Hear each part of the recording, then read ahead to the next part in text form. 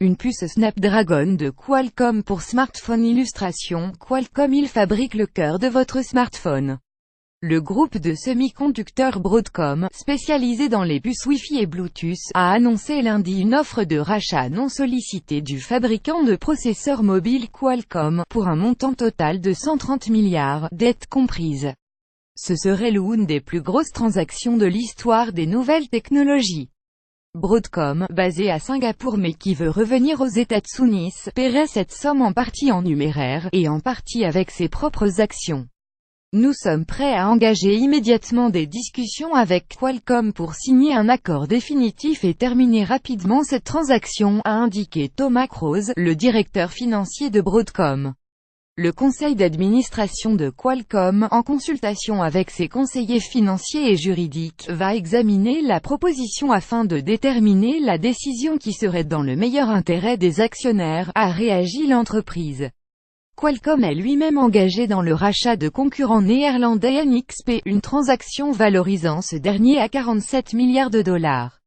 Broadcom a précisé que sa proposition de rachat était valable que Qualcomm réussisse ou non à racheter NXP.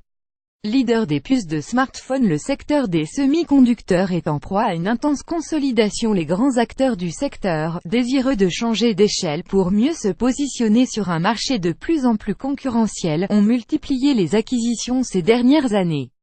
Ils anticipent également le passage de la 4G à la 5G avec la coexistence des ordinateurs et les smartphones avec les voitures autonomes et l'Internet des choses, Internet of Things.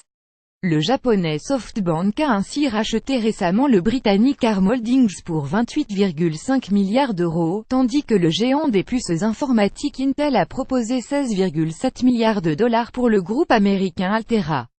En 2015, Broadcom était lui-même né du rachat du groupe américain du même nom par le groupe américano-singapourien Avago Technologies pour 37 milliards de dollars.